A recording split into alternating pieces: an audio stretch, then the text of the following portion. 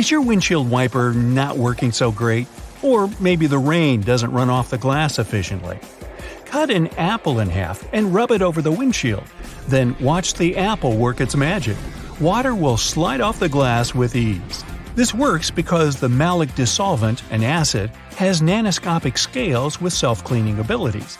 Those scales effectively bounce the water off on a microscopic level.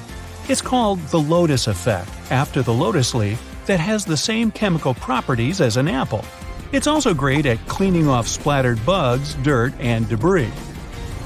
Now, if you live in a climate with harsh, cold winters, you must be familiar with sticky windshield wipers. Take a cloth and soak it with an ethanol-based liquid. Simply wipe the blades of the wipers and they won't stick to the glass, even during the coldest days. Ethanol has a very low freezing point of negative 170 degrees Fahrenheit, so even if you travel through the Arctic Circle, your windshield will still be operable. But you might have a bigger obstacle, actually getting into your car. The keyhole freezes up easily, especially when the vehicle isn't in a garage. There are a few options to avoid this. You could place a magnet large enough to cover the keyhole completely, keeping the frost from entering the hole.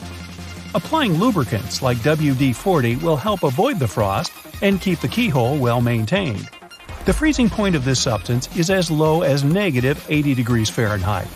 Coating the key as well is also a good idea. Other alternatives like hand sanitizer will work too. As the keyhole is small, your warm breath can help thaw it out. Make sure to use a towel ring around it. You don't want to get stuck. Okay, the car is unlocked, but now the door is stuck. To avoid this from happening, use cooking spray. It works with the car door just as it keeps food from sticking to the pan. Apply a small amount along the door frame and rubber the night before. It will remain in its lubricant form and won't freeze. Plus, it'll also repel any water as a bonus. The ice on the front windshield may be so thick that you can't chip it away. You can make your own de-ice formula of 3 parts vinegar and 1 part water. Vinegar contains acetic acid, which lowers the melting point of water and prevents it from freezing up again. So, it will be a lot easier to remove that icy blockade from your car. A foggy windshield inside the car is easy to avoid, but before you find out how to fix it, do you know why it occurs? The mixture of warm and cool temperatures moving between your car's interior and exterior is the main cause. A dirty windshield makes it much worse. The dirt particles attract moisture as the temperature changes. If your windshield is fogging up more than usual, put some shaving cream on a clean towel, spread it over the interior of the windshield, then remove it with another towel. The ammonia in the shaving cream not only cleans all the dirt, but also evaporates, ensuring there are no streaks after cleaning. The side mirrors of cars are vulnerable to ice buildup overnight, but scraping it off can cause damage. Use a plastic bag and tying it on the night before will prevent the ice from forming. You can create your own air freshener for driving on those hot and sticky days. Use an empty glass jar, place candle wax inside, and close with a lid with some holes punctured into it. When the heat rises, the wax melts, creating a pleasant fragrance. Now, most bad smells come from the seats. The odors of spilled drinks, crumbs, and even human scents build up over time. Not to mention my dog, who would get car sick from time to time. So, spread baking soda over the seats and leave it to rest for a few minutes. Most smells are acidic in nature, and baking soda acts as a neutralizer by absorbing them. It removes the smelly acids and turns them into odorless byproducts like salt. Now, just remove it with a vacuum cleaner. Plastic headlights have a protective layer of polycarbonate covering them, but it disappears after a few years due to UV rays from the sun, rain, and road grit. Once this protective layer is removed, the headlight is vulnerable to oxidation. The sun's rays then damage it even more, causing it to turn yellow and foggy, making it harder for light beams to escape. An easy way to clear those lights back to their former glory is by using toothpaste. The hydrogen peroxide in it will help remove the foggy buildup on the light. Then, without harming the glass underneath, it further provides it with a nice shine. Cup holders are dirt and grime traps, and are the most difficult spots in the car to clean. Try using a cup that's wrapped in an old sock and then moisten the bottom with a cleaning product. Simply put the cup into the holder, force it down and twist. And voila! The hard-to-reach dirt and grime will stick to the bottom of your cup. You can also avoid getting dirt in there ever again by putting a cupcake holder inside. Do you think you forgot to lock your car and now you're pretty far away from it? No worries. There's no need to run back awkwardly. Put your fob under your chin. This will increase its range by several car lengths. The fluids inside your head respond with the electromagnetic signal of the fob, making you an effective conductor. Hey, you could get a job with an orchestra. The sun's shortwave radiation is absorbed through the upholstery inside your car. These surfaces then radiate the energy that's received, causing your car to become hot very quickly. When you enter this trap of hot air, cooling it down with air conditioning takes a long time as the hot air struggles to escape. Open your front passenger window, then open and close the driver's door quickly like a fan. This method will push out the hot air and take in cold air a lot faster. Now, it's important to repair any small cracks that are in your windshield. The vibrations from driving and cold weather can make the cracks expand. A good quick fix is using clear nail polish. Park your car somewhere in the shade and apply the nail polish, ensuring it enters all the little cracks. Now drive into the sun so it dries faster. The nail polish creates an adhesive that will prevent further cracking. A simple dent in the side of your car doesn't look like much, but having it fixed could be worth hundreds of dollars just to pop it back out. Take a plunger and cover the dent with the plastic end. Push to release the air until the pressure is tight enough so that it holds in place. Now, give it a little tug. This will help for dents larger than a fist, but if you have a smaller one, wait for a cold day, get a bucket of hot water, and slowly pour it over the dent. The heat will cause the metal to expand and the dent will pop itself out. That should save you some cash, but don't tell your mechanic. Unfortunately, cars only have limited cup holders, so when it's your turn to bring the takeout, the drive back could get messy. Using your shoes can help you out. You can also adjust them to different sizes by tying the shoelaces. They'll provide the same support for your beverage as they do for your heels. Even vacuum cleaners can fail at accessing many areas of your car, so cleaning slime is the best solution. It changes into any size needed and easily removes dirt, dust, grime, and even hair. It's easy to make. All you need is 1.5 cups of warm water, a 1/4 cup of laundry booster, and 5 ounces of white school glue. Mix all the ingredients in a bowl, then knead it into a ball until you have the ultimate cleaning device. Not only is it great for the car, but for all those other impossible-to-clean places that build up dust, like keyboards, USB ports, and even holes in your smartphone. You step out the front door and get in the car. No way around it. There's a chore to be done, and it's not going to be enjoyable. You need groceries. You only needed toilet paper and some oranges, but somehow, you left the store with 4 bags of groceries. It happens. Just gotta put them in the trunk. Oh wait, it's full. There's a bunch of old stuff in there that you were gonna donate. You're not gonna dump your groceries in the back seat either. They might tip over. Here's the solution. Grab yourself a couple of snap hooks. Take your headrest and bring it up just a bit. Now you have space to place the hooks on those metal bits. Now just open the hooks and hang up your bags. Perfect. Oh, you like that? Good. Here's some more knowledge for you to make your life as a driver a bit easier. We've all felt those nasty hot sunny days. Days when you always wish you had a drink in your hand. Well, today is one of those days. At the store, you bought a Coke, the kind you need a bottle opener for. The only problem is, you don't have one. Don't fret. You see these metal things on the seatbelt? They keep you safe, but they're also the exact shape of a bottle opener. Easy. Still got some old DVD cases lying around? Dust one off and get ready to make a sweet car stereo cover. Here's what you do. Grab a pair of scissors and cut off the edges. The idea is to create a flat, almost paper-like cover. The rest is easy. You go down to your car with your new do-it-yourself cover, cut off any extra bits, and place it under the stereo system so it doesn't fall out. Then, all you need to do is close it. Keeps it nice and clean. Plus, no one will get any bad ideas. You're out for a drive, but you left your phone holder at home. Ugh, nuts. Maybe you need a little GPS. Maybe you need to make some calls or record your latest Watch Me Drive Around vlog. So you need to improvise a little. Reach under the seat and pull out some elastic bands. You're obviously not using them for anything. None down there? Check the glove box. Bingo! Next, wrap 1 or 2 bands tightly around the air vent. Then shove your phone in the middle. If you do it right, you'll have a do-it-yourself phone holder for when you're in a pinch. If you do it wrong, well, hello, modern art. If you've just got your driver's license or even a new car and you're not quite familiar with the feel of it yet, there's a simple trick you can use to get the hang of your new wheels. Take a plastic bottle and place it in front of your car. Then just drive over the bottle a couple of times, forward and backwards.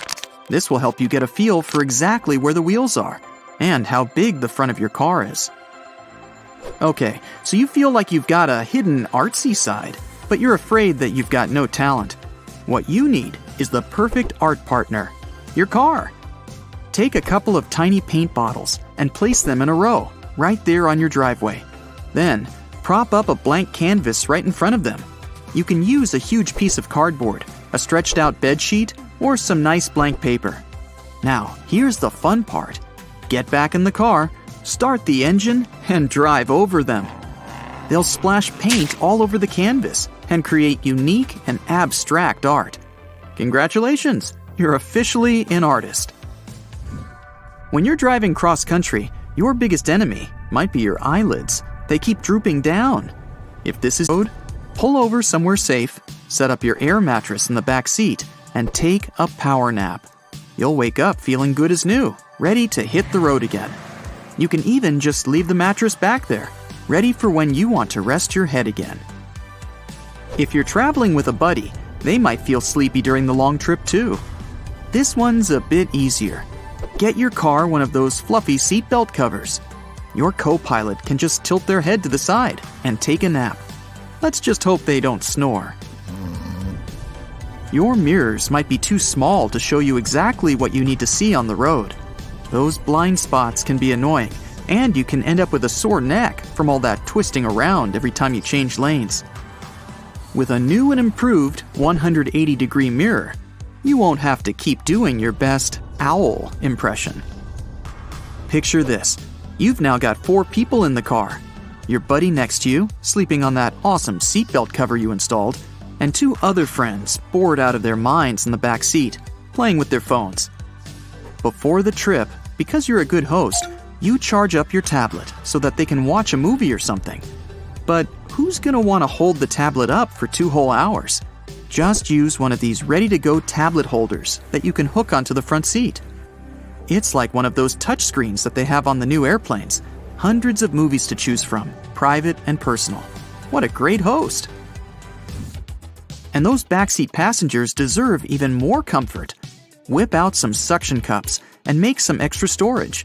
Your friends didn't even know they needed it. They can hang up some cloth to block the sun, a bag of chips, a portable fan. It's perfect.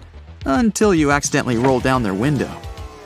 The trunk, it's more like a luggage volcano than a tidy closet. It's messy, so why not improvise a do-it-yourself pop-up divider system to keep things tidy? You can use wood or just some trusty cardboard boxes. One section for food, one for useless papers, one for luggage, and one for that road map you haven't used in 10 years. Am I forgetting something? If you're on a long drive, your back might start to hurt, and oh man, you forgot to pack your air mattress. Just chuck a lumbar back support pillow under your seat and pull it out when you're feeling sore. Not all of us are great parkers, let's face it. You might have scraped your car a little now and then when you weren't being too careful. Pick up a few of those awesome rubber chickens that squawk when you squeeze them. Warning, you will look ridiculous, but you'll never scratch your car up again. Okay, get them out before parking and hook them to the front and back corners of your car. When you get too close to a post or wall or someone else's car, the chickens will belt out their epic song. And if you keep going anyway, they'll act as a soft bumper to protect your paint job. You made it home. The trip was a success, and now your car is seriously dirty. There's a few spots that you just can't clean. That's okay. Grab yourself a little slime. Yeah, you heard that right, slime. Smear it on those spots where the muck just won't come off. That gunk will stick to the other gunk. Now you just wipe it all off. Don't know what slime is? You're in for a fun evening on YouTube. Do you have a fluffy friend that usually rides around with you in the back? Sure, it keeps you company, but wow, does it shed. Look at all that fur it left you as a thank you present. Thanks. You love your dog, but come on, why can't they just shed in the backyard? Okay, dog rant over. Grab yourself a back seat cover, aka a blanket, long enough to cover the seat and the backrest, so even if your canine buddy moves around, all that extra hair goes right on the cover. Just remember to give it its own laundry cycle. You don't want hair all over your clean clothes.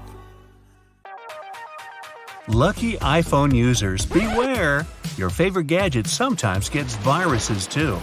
One day you may see an ad notification from your calendar, and no matter how much time you spend on deleting those events, they just won't disappear.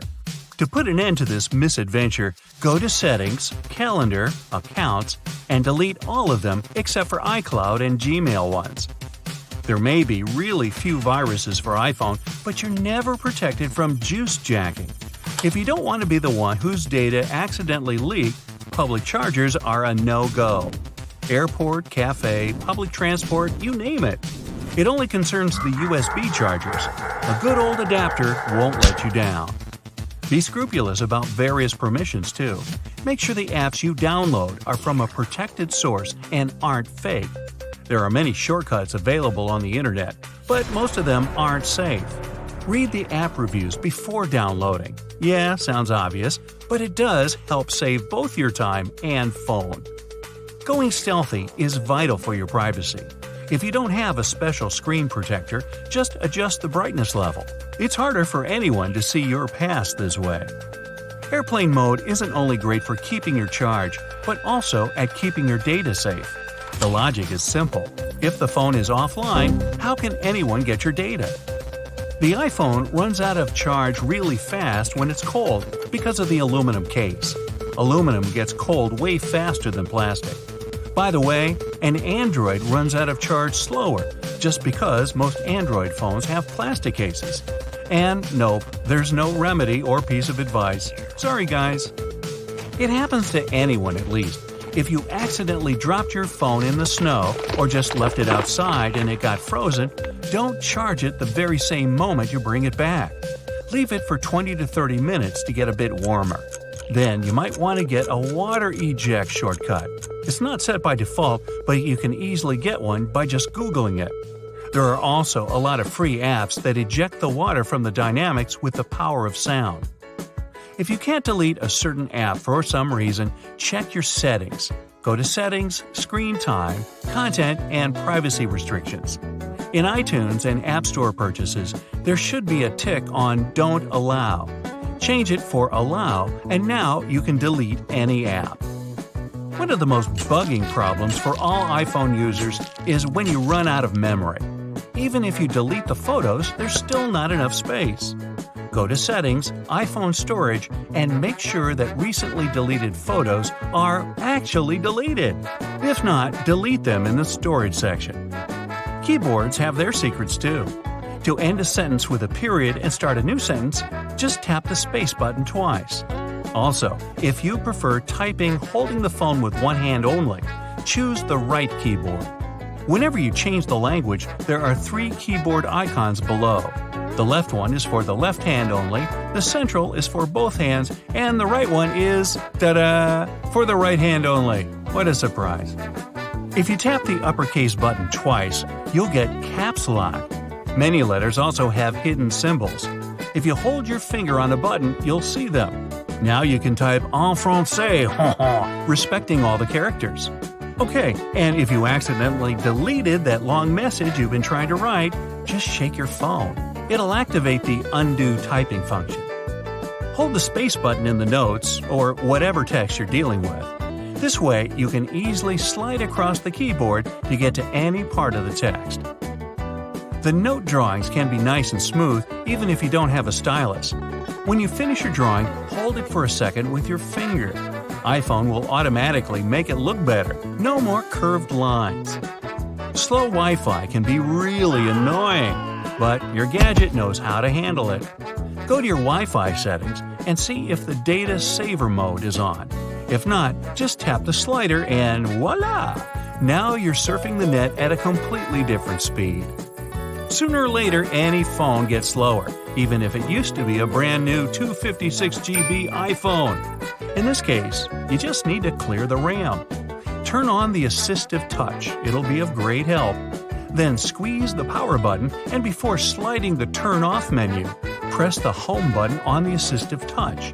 Your RAM is as good as new now. Assistive touch can also help you set new functions to simple taps.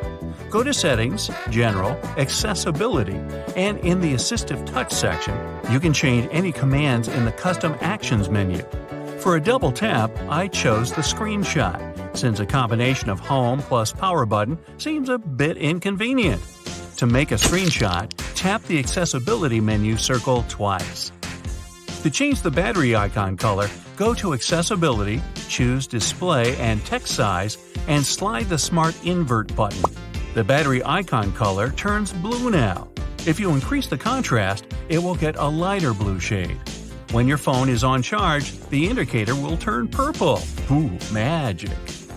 To make your iPhone louder, go to Settings, Music, and find the equalizer. It's called EQ in the menu. Late night option will make your phone somewhat 20% louder than it used to be. Louder at night? Really? To record a video without being noticed, go to the camera. Start video recording. Go back to the notification center. The video will be recorded, but it won't be seen on the screen. Hey, why do you even want to do that? Just because you can? You can also set a unique vibration for any of your contacts. Go to Settings, Sounds, and open the ringtone settings. You usually have the default vibration, but if you scroll down a bit, you're going to see the Custom section. Tap any rhythm that you like and save it. You can set it for any of your contacts.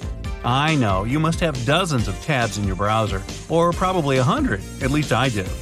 To close them all in one touch, hold the Done button in the lower left corner and choose the Close All X tabs. I closed 336 last time. That's insane. If you accidentally closed all the tabs and need to go back to some of the recent ones, hold the plus button in the middle.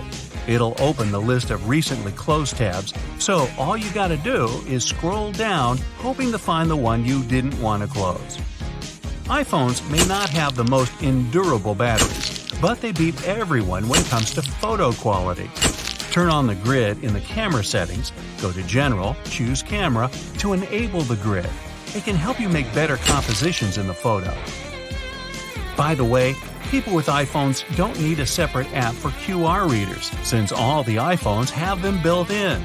Turn on the camera and point the camera to the code. You'll see the pop-up window on the top of the screen. Tap the window and you'll go straight to the browser to whatever link the QR code had. If it doesn't work, enable the Scan QR Codes function in the camera settings. If you need to find some special word combination when you're reading an online article, go to the search bar and type the word you're interested in. You're going to see 3 sections: Google Search, and don't need it; Bookmarks and History, don't need it; and On This Page. Tap here. The word you need's going to be highlighted with yellow, plus there will be a special navigation bar on the bottom with the arrows up and down to look for the keyword easily. If you like writing long, romantic letters in your notes but don't want anyone to read them, then set a pass to any of your notes. There are 2 ways how to do that, depending on what iPhone model you have. For instance, for iPhone 6, you gotta slide from right to left and you'll see 3 icons: lock, folder, and bin. Use the bin if the romantic letter is bad, and the lock to protect it from peeky eyes. Set the pass, but make sure you actually remember it. You can't delete the pass. If this one didn't work, just tap and hold the note itself, and you'll see the password bar in the dropping menu. Set the pass, and from now on, no one's gonna know about romantic letters to Juliet that you've been writing all night long. Good night, Romeo. You park your car in a dark alley, lock it, and leave it for just a couple of minutes to go grab a coffee. When you come back, your beloved vehicle is no longer there. A siren sounds. Oh wait, that was the alarm. Phew! Luckily, that was all just a dream, and you can help it to never come true. First of all, you can install a steering wheel lock in your car. It can either be a long metal rod stretched over the steering wheel or a chain lock connected to the seatbelt buckle. Both options are good to slow down the bad guys that might break into your vehicle. But don't make it 100% thief-proof. The thieves can just cut the steering wheel or even the lock, so you need to add some extra layers of protection to be sure. Criminals like to use gadgets that catch signals and help them steal cars without a key. For example, if the car is parked in a garage of a private house or under the windows of a multi-story building, the keys are accessible through the radio device. Thieves can easily intercept the signal, and the owners of the car won't notice anything. To protect your keys from relay attacks when they're stored at home, use something metallic. You can simply wrap the keys in foil to block the radio signals or keep them in a safe metal box. Park in areas that are well lit and have security cameras. Building entrances and parking lots are your best choice. An isolated garage isn't always the best idea because it could put you personally at risk. So if you do park in one of those, stay close to the attendant or where security cameras can see you. Keep the wheels turned towards the curb whenever you park. It will make it way harder for thieves to try to tow the auto with a tow truck. To steal a car, a criminal will have to make some extra maneuvers. It takes time and effort and can demotivate the bad guys. In many cases, it's not your car the bad guys are after. It's that shiny new laptop you dropped in the front seat or your designer purse that looks like it's stuffed with valuables. Things like that are hard to resist and often lead to a break-in. So take an extra moment to hide your belongings in the trunk, and your vehicle will be less tempting for criminals. Don't just jump out of the car, even if it's literally for a moment to buy something. If you need to get out, always stop the engine first, close the windows, and lock the doors. Storing your vehicle registration in the car is a good way to make the lives of thieves easier. They can present it to police officers in case they get pulled over. Your insurance information and VIN can help them get new keys to unlock the car, no problem. If you aren't the only person using the car, find some secret place to hide the registration and only tell the people you trust 100% about it. You can also take a photo of your title registration and insurance information and store them on your smartphone. Another option is to make copies of those important docs and keep them with you. Mark your windshields, windows, and mirrors with a VIN number, which is the identification number of the vehicle. This service won't cost you a lot, but will demotivate the bad guys. They'll have to spend money to change the marked glass, and they will think twice if they want to invest in your vehicle. You can also play spy and leave marks on different parts of the car with an invisible pen, or cover it in microdots with your ID details. This won't stop thieves, but it will make it easier to track the vehicle if it gets stolen. If you know that you'll have to leave the car somewhere new and you don't feel like it's a safe place, hide an old switched-on phone or tablet in it. Make sure you have a way to track it. Then, the Find My Phone feature will help you locate the phone and the car in a matter of seconds. You can either get a cheap data plan for real-time tracking or rely on GPS. It should work even without a SIM card. Protect your side mirrors from thieves with special covers. You can find models that come with locks made from anti-cut materials. The cover will also protect your side mirrors from scratches and scuffs and extend their lifespan. Plus, you can go creative and choose covers with your favorite team's logo or something else that's important to you. Not a bad idea to customize your vehicle on a budget, right? Car thieves use different schemes to distract your attention. A piece of paper stuck to the rearview window, a plastic bottle over the wheel, or a shirt on the trunk of your car.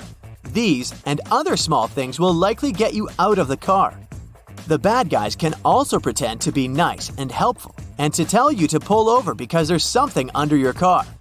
The idea here is, again, to get you out of your car and let them steal it. So instead of going out, close the windows, lock the car doors, and don't go out if there's someone suspicious hanging around. Criminals aren't the only bad guys who can do your vehicle harm. Harsh winter weather can be a problem too. If you don't want to find your wipers stuck to the windshield and scrape them off every morning, leave them up when you're not driving. You probably heard it's a bad idea because it ruins the arm's spring and can tempt someone to steal your wipers. Don't worry, the springs don't lose their elasticity, and there aren't really many people who are after your wiper blades. In case you forget to put the wipers up and find them safely stuck to your windshield, try running the AC. Cold air will defrost the windows just like warm air. It works by dehumidifying the air. If your lock is frozen and you can't get inside your own car, treat it with some hand sanitizer. That substance can melt the ice without a problem. To prevent your windshield from getting frosty, mix 3 parts vinegar and 1 part water and spray that solution on the windows overnight.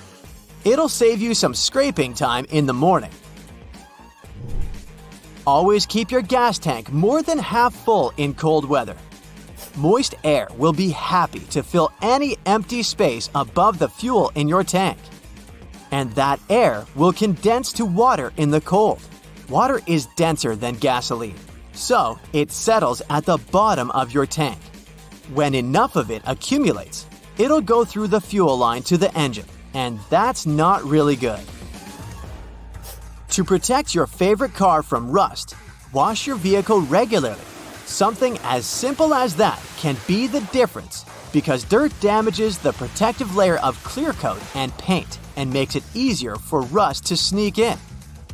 Don't forget to wash the undercarriage of the car and the wheel wells. Make sure the car paint isn't chipping or peeling. You need that layer to protect your vehicle from the elements. In the cold season, salt from the road can also cause some rust spots.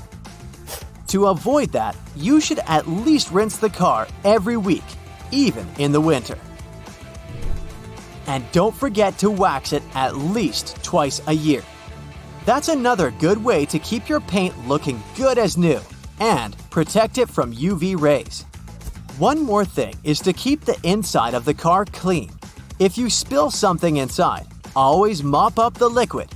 You don't want it to seep further and hit the metal parts. This is exactly how rust forms. In the US, one burglary happens every 18 seconds. It takes an experienced burglar between 90 seconds and 12 minutes to grab everything they need and get out of there before they get caught.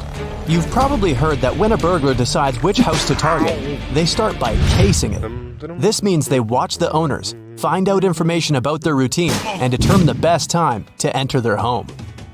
One of the tricks thieves use to gather information about your routine is so simple that you might not even give it a second thought. But the next time you hear a quiet crunch under your shoe as you're unlocking the front door, stop and check what it is. Chances are, you'll find yourself face to face with a crushed cookie. If that's the case, it's your clue that something has gone terribly wrong. This is a pretty effective tool burglars use to find out if you've left on a trip or when exactly you come home every day. A cookie is such an innocent little thing that people don't usually give it much thought, if they even notice it at all. Many probably assume they just crushed a bug under the mat. You arrive home, step on the cookie, make it crumble, and automatically reveal all your secrets to burglars. They know for sure if the house is lived in and can also figure out the homeowner's schedule. Things get even worse if you're away for a while. The cookie under the doormat remains intact, thus alerting criminals that the house is perfect for a break-in. To decrease your chances of a burglar dropping some cookies under your doormat, don't announce everything on social media. You won't believe how many criminals today use it to gather information. Don't post any details about your vacation plans. If you're eager to share your amazing photos from the beach, do it after you get back home. Check your privacy settings every time you post something when you're away from home. It's all too simple for a thief to figure out that your house is empty at the moment if you're ranting online about how crowded these stores are on Black Friday. Get to know your neighbors. If you build a strong network around you in your community, bad guys consider your neighborhood too high of a risk. Every time you go away, inform your neighbors. Ask them to text or call you if they notice anything suspicious going on around your house. You can do the same for them next time they go on a trip. Create the impression that there's somebody at home even when you're away. Use the TV and radio. Leave them on when you're away. The sound of voices will most likely scare burglars away, even if that cookie is still whole. One of the most obvious signs that a homeowner has gone away for a while is a pile of newspapers and mail piling up at the front door. Ask somebody, a neighbor, a relative, or a friend to stop by regularly and pick it all up. If there's nobody who can do you this favor, place your mail on hold. You can do this at your local post office. Another thing that can give away your prolonged absence is an unkempt lawn with tall grass. Before going away, hire somebody to mow your yard regularly and keep the lawn tidy. Keep a sharp eye and stay safe. If you think a deadbolt lock will stop a home intruder, don't be fooled.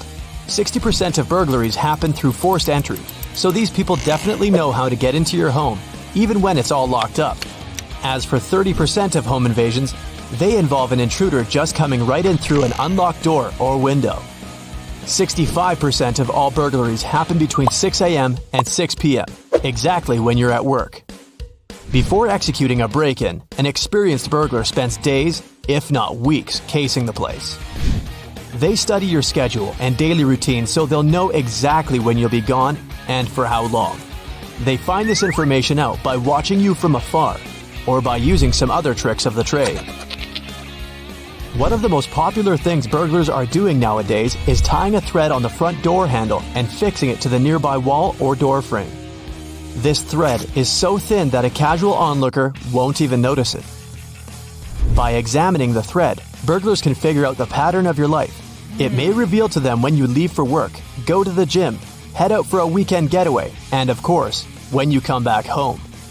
With this information in hand, they can plan the perfect break-in. Experienced burglars have a checklist of easy target homes. First, you leave your doors or windows unlocked. Locking your house up seems like a no-brainer here, yet so many people don't do it. They may be lulled into a false sense of security by their tall fence or quiet neighborhood.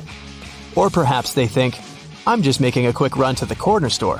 What could possibly happen in 5 minutes?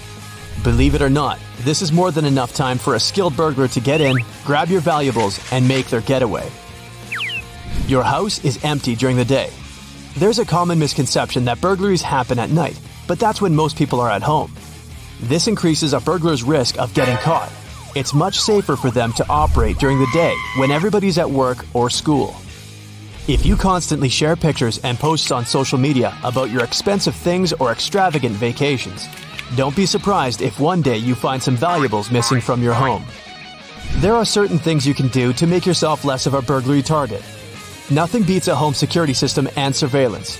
If a criminal notices an alarm and an operating camera, they'll most likely cross your home off their list of potential targets. Surprisingly, just a "Beware of Dog" sign can prevent burglary. It's even better if you have an actual dog, though. That tall fence and thick shrubbery that provide your home with some privacy can work against you. Sure, your neighbors can't see what you're up to in your backyard, but they also won't be able to notice if some dishonest citizen invites themselves into your house while you're away. Consider opening up the area around your home so that it doesn't seem so isolated. Are you one of those people who keep their wallet and car keys in a bowl near the front door? Yes, it's really convenient to have everything right there as you're heading out. But if a burglar breaks into your house during the night, nothing will be easier for them than to grab your valuables and quietly sneak away. The best place to keep your car keys and wallet at night is near your bed. Stay safe out there. You've probably heard that when a burglar decides which house to target, they start by casing it. This means that they watch the owners, find out information about their routine, and determine the best time for entering their home. By the time they're ready to commit the crime, they already know for sure when there won't be anybody inside or when the owners will be distracted. One of the tricks thieves use to gather information about your routine is so simple that you may not even give it a second thought. But the next time you hear a quiet crackle under the sole of your shoe, stop and check what it was. The chances are high that you'll find yourself face to face with a crushed cookie. If that's the case, it's your clue that something has gone terribly wrong. The thing is, this is a rather effective tool criminals use to find out if you've left on a trip or when exactly you come home in the evening. A cookie is such an innocent object that people don't usually give it much thought, if they even notice it at all. You arrive home, step on the cookie, make it crumble, and automatically reveal all your secrets to burglars. They know for sure if the house is lived in and can also figure out the schedule of its owners. Things get even worse if you're away from home. The cookie under the doormat remains whole, thus alerting criminals that the house is perfect for a break-in. So, if you find some treats under your doormat, that's pretty bad news. Someone is interested in your house and watching it. It might be a good idea to notify the police or take some safety measures. Now, the ploy with a cookie is just one of the numerous tricks used by burglars. One more sign that can alert you to the fact that you're being watched is white pebbles left near the house or in the driveway. This means that a criminal has already visited your home and marked it as worth entering. Another reason why thieves may have left the pebbles is to indicate that your house stays empty during the day. So, if you're walking along the street and notice a USB flash drive sticking out of a curb or a wall, don't get confused. You have most likely stumbled across a dead drop. Despite its ominous name, this is a global art project that has borrowed some tricks from the world of spies and espionage. Lots of people who know about this project are happy to be able to put on their black coat and dark sunglasses and go to swap confidential information with others. The thing is that many decades ago, spies had their own ways to exchange secret materials. There was a live drop when spies met in person, but this was often extremely dangerous. That's why a dead drop system was invented. In this case, some loose bricks in a wall in an alleyway hid important documents that had to be picked up later. Nowadays, there are more than 1,500 dead drops all over the world, and the accumulated data on these flash drives reaches 10 terabytes. You can come across a dead drop on any continent you visit, except Antarctica, maybe because there are not so many walls there. So, if you find one, what do you do with it? First of all, it's highly inadvisable to connect random USB flash drives to your computer. You never know what viruses are lurking there, looking forward to destroying your hard drive content. And while risk is a part of the game, don't overdo it. If you're 100% sure that you want to play, secure your computer as well as you can, or even better. Secondly, you can't even guess what information will be waiting for you on a flash drive. Anyone can download videos, photos, or text files, and this has already led to several problems. Speaking of which, have you got a parcel with a USB stick in it? Whatever you decide to do with it, don't plug the flash drive in. Such cases have been more and more frequent in Australia. The police warn people that hackers have invented a new tactic. They drop unmarked memory sticks to letterboxes. It'll probably come as no surprise that these devices contain malware able to mess up your computer. They evidently rely on human curiosity and, in all honesty, it pays off. People can't fight an inexplicable desire to check the contents of a mysterious gift. As a result, almost half of USB sticks received by post get plugged in. After that, people start having serious problems with their laptops and computers. For example, fraudulent media begins to stream service offers, or computer viruses harm files and programs on a PC. So, no touching the free flash drive, okay? Now, you leave a shopping mall, your office, an airport, and go to the parking lot to find your car. You unlock it and put the key in the ignition. When you're about to start your vehicle and drive away, you see something strange on your windshield. Is that a $100 bill wrapped around your wiper? Oh, you could certainly find a way to spend this unexpected gift.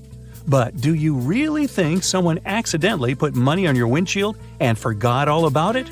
Beware, this is nothing but a ruse. Because as soon as you get out of your car to get a closer look at this mysterious banknote, the owner of the banknote will take action. They will get into your car and drive off at a record-breaking speed. Let's admit that no one would turn off their ignition and take their belongings with them if they got out of their car to check the windshield for a C note. As a result, in under a minute, you'll lose your car, your wallet, and your documents, and you'll be left stranded in the parking lot. People have recently started to find some article of clothing, like a shirt for instance, lying on their windshield or wrapped up in their wipers. If you ever happen to be one of these people, don't fall into this trap and don't try to remove the object. Just get in your car and drive away as fast as you can from the place you were parked. This seemingly misplaced garment is actually a new con being used by muggers and thieves. It works like this.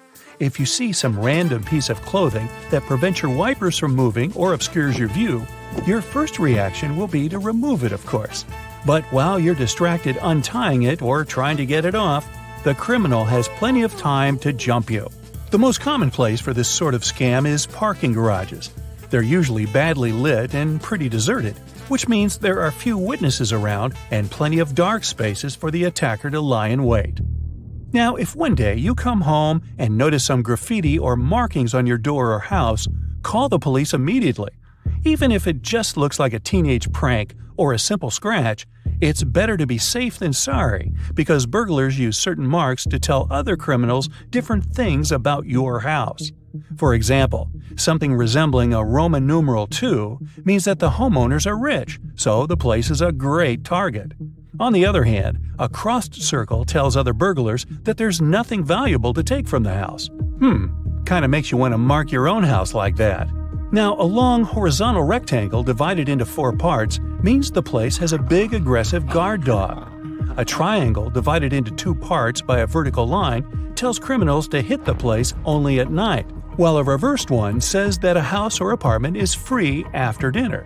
And something looking like a combined A and K lets their fellow burglars know that the house is always full of people. Hey, did you know there's even a fraternity for burglars who love to steal desserts named Iota Grab a Pie? Sorry, I made that up. A new trick being used by car thieves, and that's the trick with a coin. They slip it into the space between the door and the door handle. When a car owner thinks they've locked the door with a remote, the vehicle is, in fact, still open. The coin prevents the lock on one of the doors from working. As soon as the owner walks away from the car, the thief has no problems at all opening the door and driving away. Another trick. As soon as there's some public gathering, a big party, or even a busy day at the mall, car thieves make an announcement over the PA system that a particular car, chosen by them of course, has blocked their vehicle in and they can't leave. As soon as the owner comes out to move his car, a group of guys start to act. They assume, and for good reason, that the person is carrying the key to his car. Hotels are places where you know for sure lots of people stay every day. And not all of those places pay attention to cleanliness as much as they should. There can be bed bugs and other pests around that you won't notice until it's too late. So here's the deal.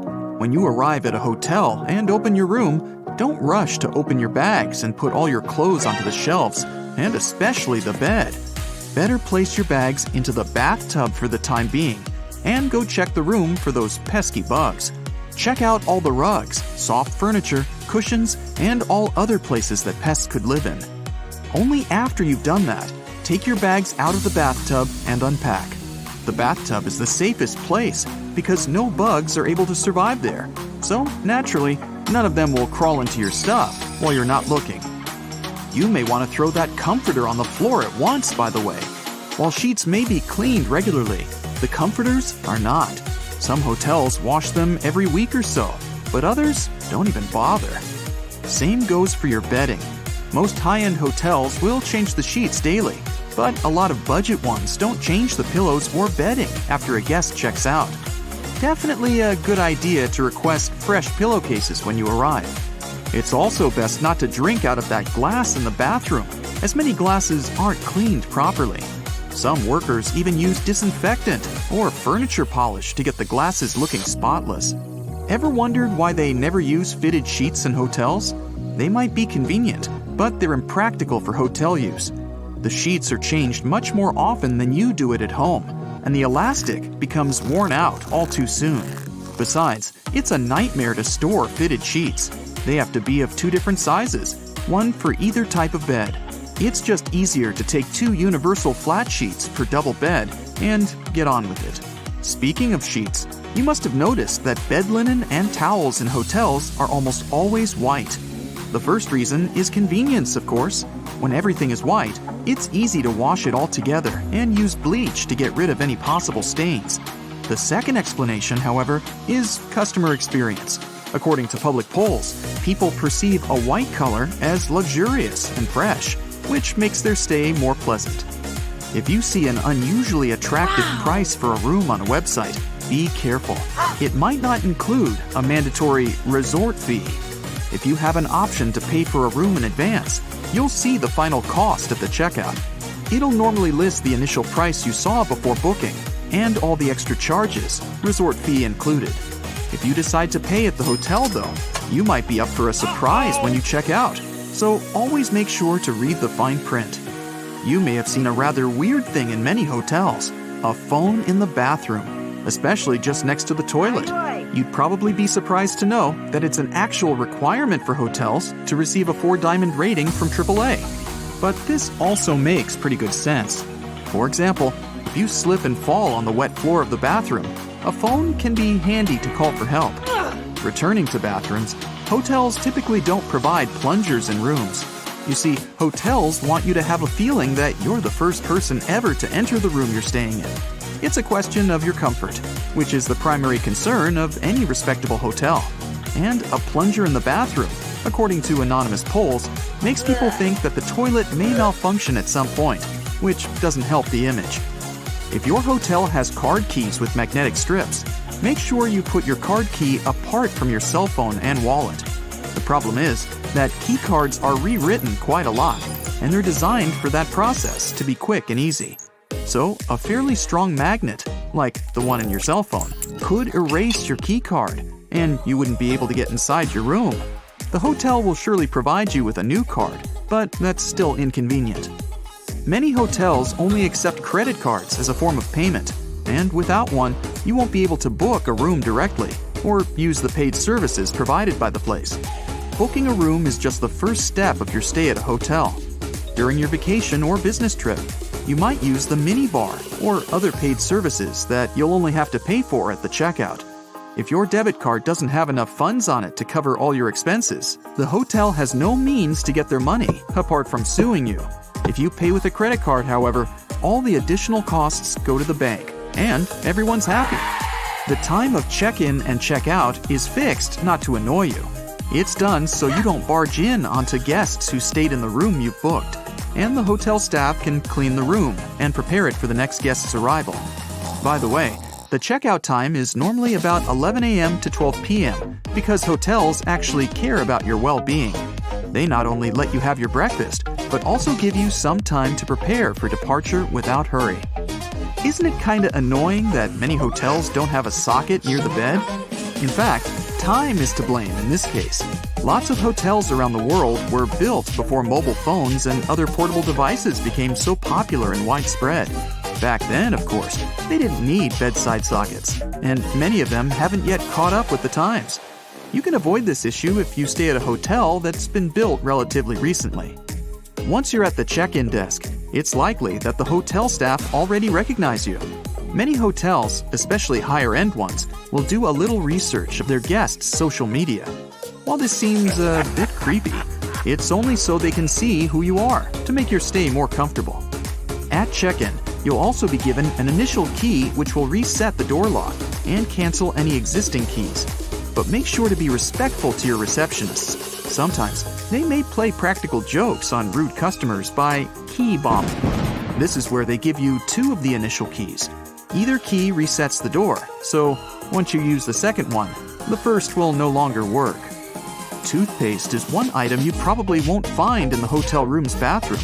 For budget hotels, it's often too expensive to order, as it's classified as a medical supply. for luxury hotels, it's the opposite. They often can't find a toothpaste manufacturer that's fancy enough to be present in their rooms. While the staff clean hotel rooms frequently, disinfecting smaller items is not on the top of their priority list. Remote controls and phones are some of the dirtiest things in a hotel room. So do yourself a favor and bring some disinfectant wipes to clean them before use. If you're thinking about putting your valuables in the safe for security, you may also want to think twice. Hotel locks use passcodes instead of locks, so there's a high chance someone in the hotel will know the master code. And who knows who else could get their hands on this information? Hotels usually overbook themselves, as the average daily no-show rate is around 10%. This means there's a chance that you won't actually get your reserved room. If you show up and there are no available rooms, chances are you'll get walked. This basically means the hotel will pay for a room at another similar hotel in the area. There's a surprising amount of items left in rooms that hotels don't want you to know about. In one hotel in Portugal, a worker even found a shark that was left behind.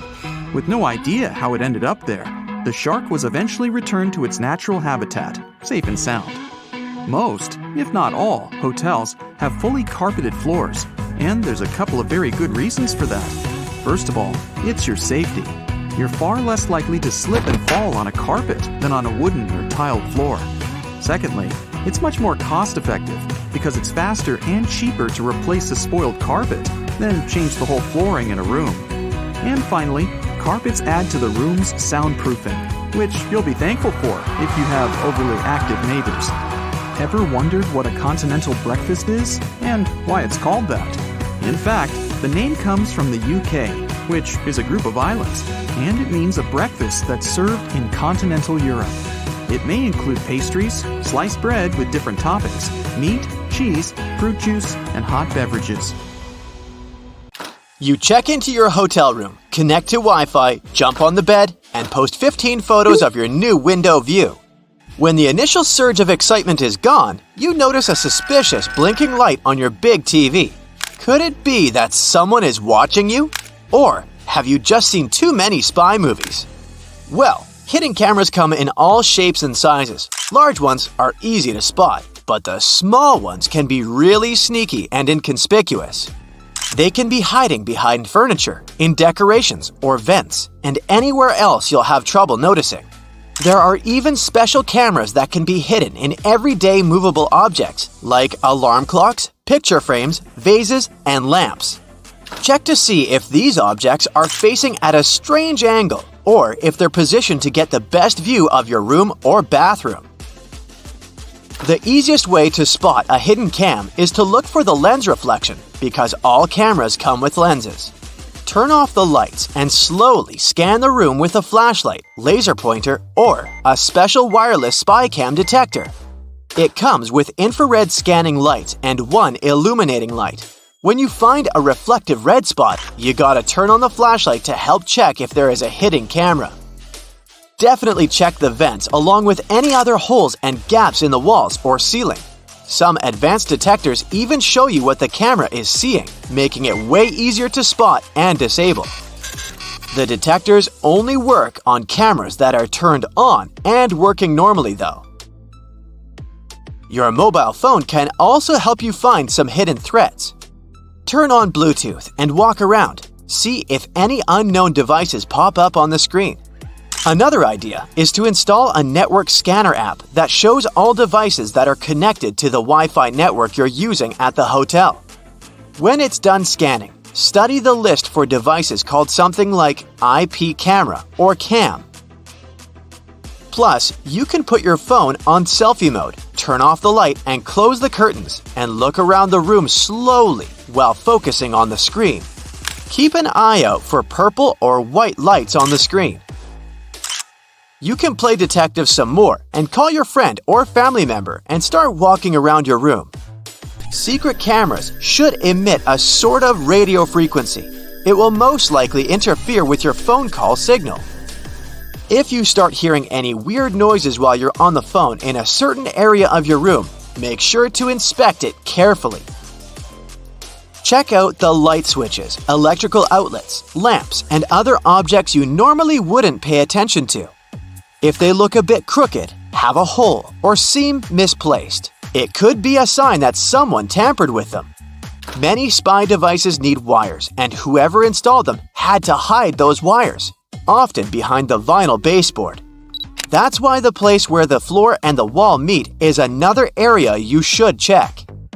Ridges, bumps, or discoloration could be a sign there's a microphone hiding there. The same goes for spots on ceilings and walls, even if they're not larger than a coin. If you do find a hidden camera or something looking suspicious, don't shy away and let the hotel administration or your booking service know about it. Don't try to touch or move the device yourself. If the hotel denies everything, contact local law enforcement. After you've scanned the room for cameras, check out the mirrors. Someone could be watching you from the other side. First, see if the mirror is built into the wall or can be adjusted. If the mirror is semi-transparent, it will be built into the wall. You can do a simple test to check the mirror. Press your fingertip against the glass and push firmly enough to leave a fingerprint as you move your finger away. Study the fingerprint. If there's a small gap between the print and the mirror where the glass should be, then it's just a mirror. On a semi-transparent mirror, there will be no gap. Another way to check if your mirror is semi-transparent is simply to tap the glass. If someone is watching you from the other side, the mirror will make an empty sound. A double mirror needs a brighter light on the other side than on yours. Get close to it and cup your hands around your eyes. Do you see some light behind the mirror? If so, you might have an unwanted audience. Before you leave your room or go to bed, make sure every door is securely locked. By every door, I mean not only the entrance to the room, but also the door leading to the terrace, if you have one. You can bring a portable door lock with you for extra security if you're staying in. You could also start a little DIY project and wrap a belt or a bag strap around the arm that pushes the door shut. Buckle it up and wrap it around several times for an extra layer of protection. Another idea for when you're about to nap or go to sleep is to build a pyramid of stuff by the door. Glasses and mugs will do perfectly. If someone tries to get inside while you're sleeping, there'll be some serious noise. Intruders prefer to keep it low-key, so they're highly likely to give up on robbing you straight away. If you travel with some valuables and don't feel comfortable leaving them around the room, you could put them in the safe inside your room. But because those safes use passcodes instead of physical locks, someone from the hotel has to know the master code to unlock it, just in case. So, you can bring your own safe with you instead. You can find the ones looking like books on Amazon, for example. They're made of strong metal and textured paper. They come with a combination lock and have enough room to fit your passports, cash, and jewelry. In case you have to leave your laptop in the room and want to make sure no one plugs in a USB drive to steal your data, here's what you can do. Leave a bottle of water or some other item next to the USB port. Measure the distance. Let's say it's 1 thumb length away. For someone to plug in their device in the laptop, they need to move the bottle. You can take it one step further and drop a pen parallel to the laptop under a certain angle. You can measure the angle with your smartwatch or phone using the Compass app. Again, if someone moves it, you'll know. Even something as simple as a "Please do not disturb" sign can help you figure out if someone entered your room while you were away. Make it look like you left in a rush and the sign accidentally stuck between the door and the door frame. If you come back and the sign is hanging freely, then someone must have ignored it and tried to disturb you. In that case, you can contact reception and ask to send someone to enter the room with you to keep you safe. If you care about the cleanliness of your room as much as you do about your belongings and your personal safety, this one's for you. Hotel housekeeping workers normally have up to 20 rooms to take care of on an 8-hour shift. It means they'll have no more than 30 minutes for your room. It gives them enough time to make the bed, clean the floors in the room and the bathroom, empty the trash bins, and dust all surfaces. But They rarely have the time to take care of smaller objects like light switches, door and drawer handles, and remotes. And yes, these are exactly the objects you'll be in contact with the most. They can actually have more germs than the toilet. So, if you want to be sure those germs won't land on your hands, bring enough antibacterial wipes to clean all those things before you touch them. Now first, you probably already know that germs are everywhere, and it's impossible for humans to get rid of them. These tiny creatures train our immune system. We're becoming stronger when our organism constantly faces bacteria and improves its protection skills. So don't worry about what you see next. Welcome to one of the favored places among bacteria and microbes, hotel rooms. Yes, they seem to be so clean, but in some ways, they're more dangerous than a garbage dump. Everything is dirty at the landfill, and you're afraid to touch anything. But the dirt in hotel rooms is almost invisible. Germs are waiting for you here, and there are a lot of them. So the first problems appear already in the elevator. The buttons on the panel are swarming with various bacteria. Suppose no one cleans them with a disinfectant. In that case, these buttons become the arena where billions of microbes multiply and devour each other. Take a look at an ordinary apartment building. There are elevators too. The same people live in this house, transmitting the same germs when they touch the elevator buttons. Your body encounters these microbes often and quickly develops the needed protection. But different people stay in hotels. A guy from some African country can bring a bacterium that will be dangerous for a girl from cold Norway. Therefore, after you touch the button, wash your hands with a soap or disinfectant. So, the elevator opens its doors and you walk towards your room. Watch out! There's another hotspot ahead. See that door handle? This area is another beloved playground for germs. How many people have touched it before you? How long has it been since it was washed? Do you know why such a handle is more dangerous than a toilet seat? Most of all, microbes accumulate on our fingers and palms. When we don't wash them, we transfer 1 million bacteria from one place to another by touching the surfaces of different objects. So, the best way is to touch the door handle with the same hand you use to press the button in the elevator. As soon as you enter the room, wash your hands. The good news is that hotel staff clean bathrooms and toilets much better than the rest of the room. So, you're a bit safer here. But still, take a good look at the corners of the bathroom and the tiles. If you see black spots somewhere, it means there's mold. This thing can cause allergic reactions like runny nose and eye irritation. Mold can be pretty dangerous, but hotel staff usually watch it closely. So it's unlikely that there will be something like this in your room unless it's a cheap hotel. You don't stay there, do you? Oh, by the way, did you know that toilet paper in a public toilet contains more germs than the toilet lid? You make a mistake if you cover the seat with pieces of that paper. First, many people touch it, which means they transfer bacteria onto it.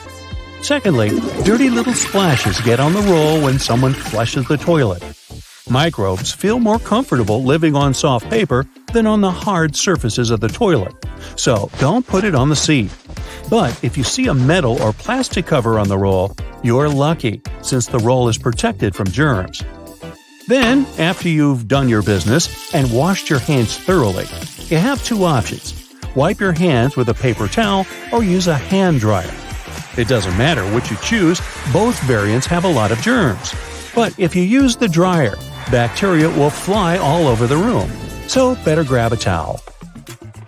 Okay, you come out of the bathroom and find yourself in a danger zone. Don't think that all germs there are harmless.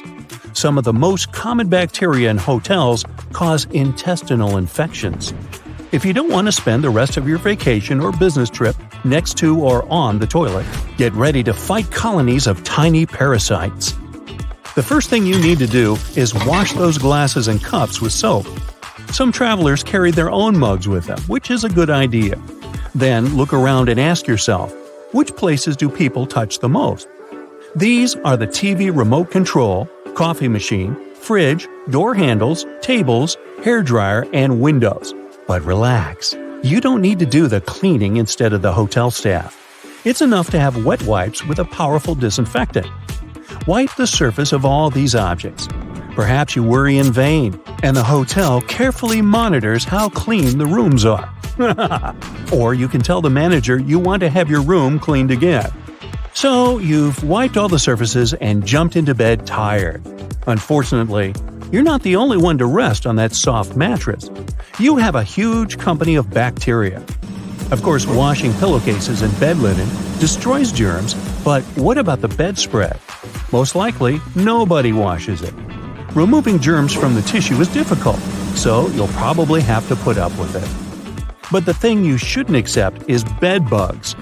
If you notice dark spots on your mattress, this is most likely the waste left by bed bugs. You're not hungry, are you? I don't want to spoil your appetite.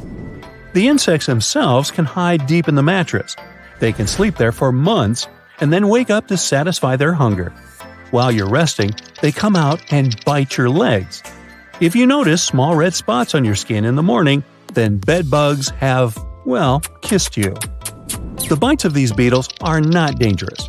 Some people may have a mild allergic reaction in the form of irritation on the skin. But the problem is that some bed bugs can get into your clothes or things. Then you'll bring them home. These creatures multiply rapidly. Therefore, if you don't want a colony of biting bugs in your house, then wash your clothes, clean your luggage, and go to the shower. But before that, ask the hotel manager to refund your money, because bed bugs are By the way, even if the room is squeaky clean, it doesn't mean there are no bed bugs in it. Perhaps previous guests brought them. So your bed has no black spots, and you have wiped all the dangerous surfaces. That's it, you're safe. But try to walk on the floor wearing slippers or thick socks, as the floor is also a source of dirt. You spend several nights in the hotel, and finally return to a clean and safe place, your home. Unfortunately, your house can also have many germs you don't see. Do you like to have fun with friends and play video games? Do you remember when the last time you cleaned the gamepad was? All your friends have held it in their hands, which means you've collected all of their microbes there. Your kitchen cutting board. How thoroughly do you wash it? It's not enough just to splash it with water, especially if you cut meat and vegetables. You can cut some squash, and its germs will stick to the surface. Then you quickly wash the board and put it back in place. But the germs haven't gone away.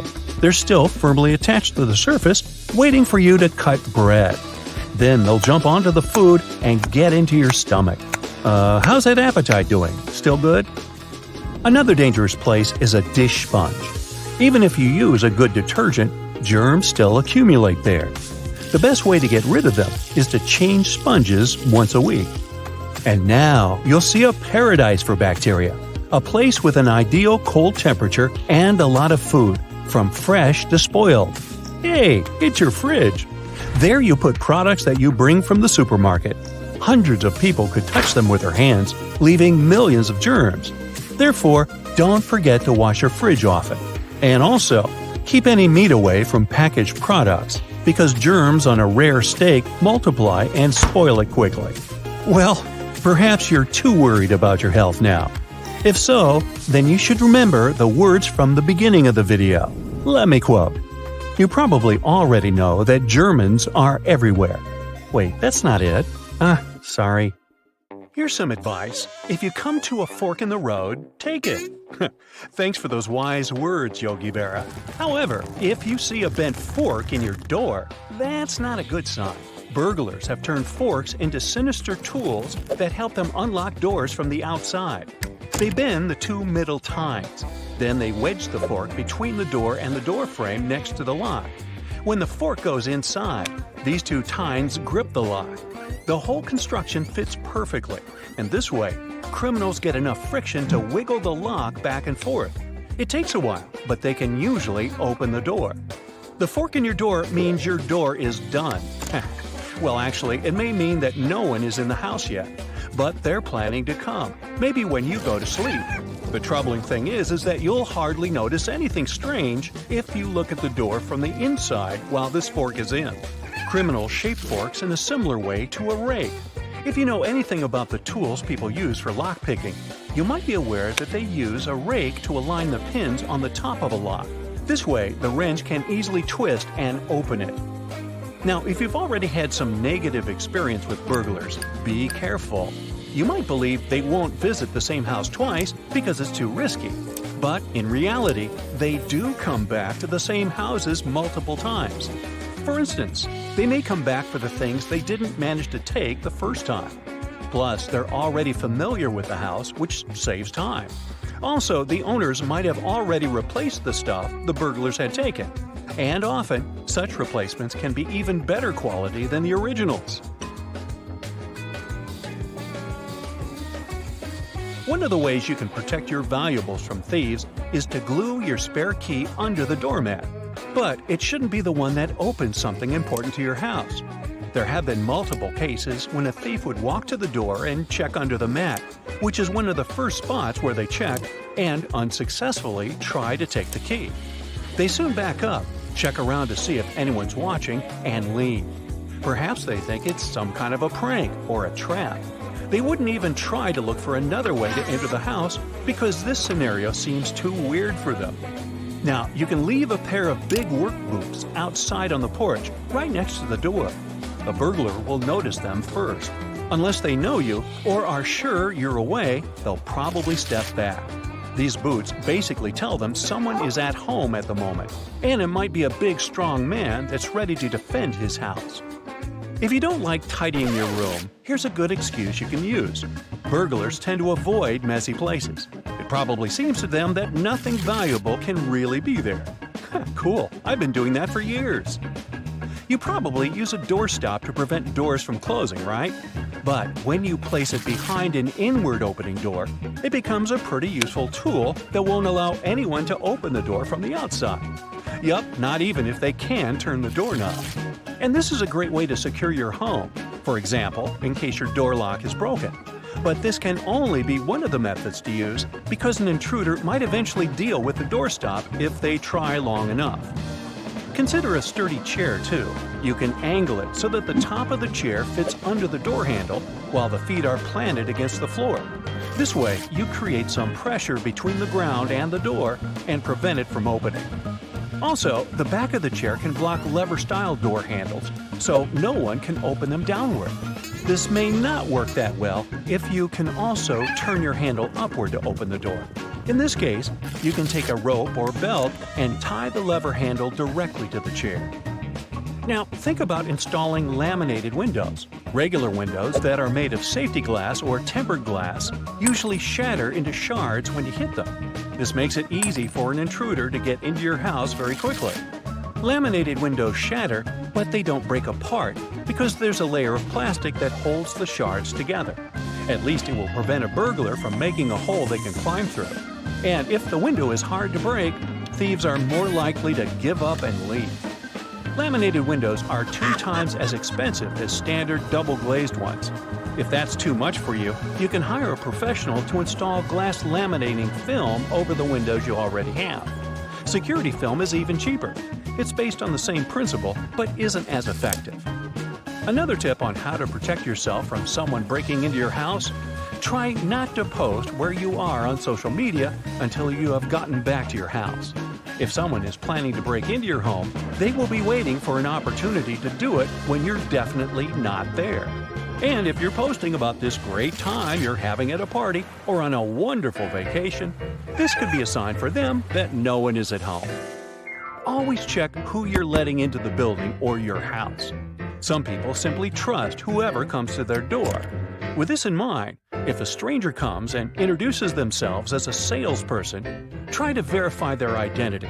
Don't let them know where your valuables are and pay attention to the questions they ask. Also, if you allow someone to enter your home, don't let them know you're alone. Pretend someone's sleeping in the bedroom, even if there's really no one in the house besides you.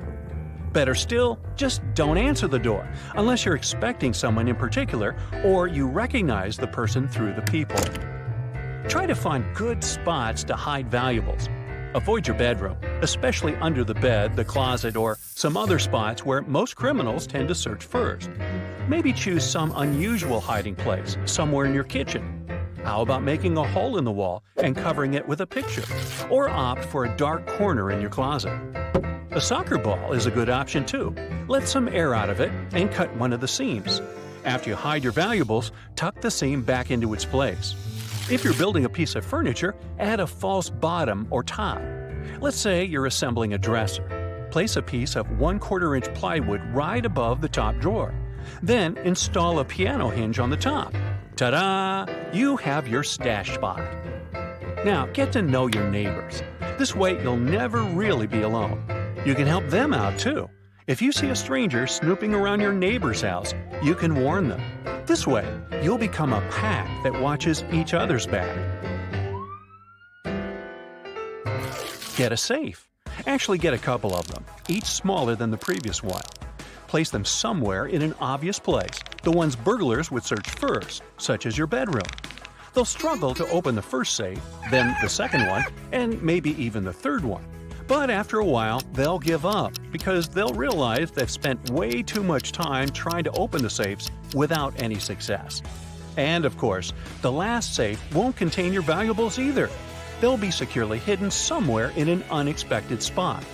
But thieves won't be looking for them because they've wasted all their attempts on the safe. Don't rely on a beware of dog sign too much. Unless your dog is trained to recognize burglars or can warn you if strangers are sneaking around your house. But if you have a friendly dog, someone can get on its good side by offering some tasty treats or petting them. Interestingly, smaller breeds might be an even better option because they bark more and can draw your attention faster. Also, the beware of dog sign tells a burglar your pet is inside. If it can move without triggering alarm, well, an intruder can too.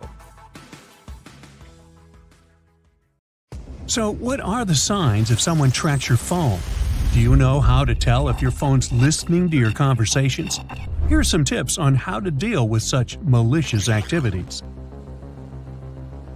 Imagine you open a tab on your phone's browser, or you're chatting with your significant other without knowing that a stranger is monitoring the whole convo.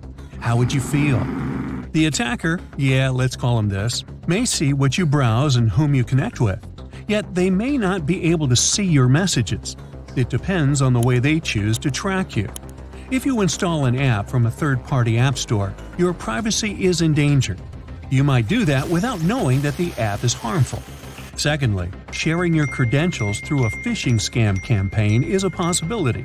Lastly, if your device's software has been out of date for a long time, like a year or so, it's more open to attacks. Now, what are the signs that your smartphone is tracked? The first clue is excessive background data usage. Keep an eye on it. If it's noticeably higher than what you usually use, investigate what's using most of the data. Is there an active hotspot enabled? Verify the connected devices and look out for an unauthorized one. The second clue is browser history. Sometimes attackers load up things like phishing sites remotely. If you see a mismatch in your browser history, well, that's a bad sign. The third symptom is battery drain. Yes, there was a time when phone batteries didn't last long enough, but in recent models, they can go up to days. If your device normally goes for quite a long time, but you get a sudden battery drain, you need to verify the background apps and installations. The last common symptom is abnormal reboot. Of course, it can be related to a hardware issue, but why should you risk it? You can consult an expert to determine whether the reboot is related to the hardware or malicious software that has been downloaded. The million-dollar question: how to stay tracking-free and safe? You can buy an anti-tracking signal blocker. This model on Amazon can also be used as a wallet. The phone will be disconnected and the GPS signal will be deactivated. It'll prevent tracking. Credit cards and IC magnetism will be safe in this bag too. And lastly, it has an anti-radiation feature. Okay, this model may seem a little extreme because, well, most of the time, you want to be accessible and use your phone. After all, you can't keep it inside a signal blocker case forever. So, here are easy tips you can easily apply to protect your privacy. First, uninstall unfamiliar applications. Wait a minute, I don't even know what that is. Well, hit delete. As I mentioned earlier, hackers generally track you through apps. You can also enforce application blacklisting. To avoid harmful side effects, always download apps from official app stores. Sadly, dubious ones can sneak into Google Play and the App Store, but the number is certainly less than a not trustworthy option. Another way to guard your phone is by creating strong passwords. And if you enable two-factor authentication for important accounts, that helps too. Similarly, a strong PIN would help, as people sometimes can't install spyware if your device is properly locked. You can use a reliable security system to strengthen the security even more. I know how tempting public Wi-Fi is instead of using your own data, especially if you're in another country for vacation or other purposes. Unfortunately, if the Wi-Fi isn't password protected, it's risky to connect to it. Hackers commonly use public Wi-Fi. They perform cyber attacks and steal sensitive data.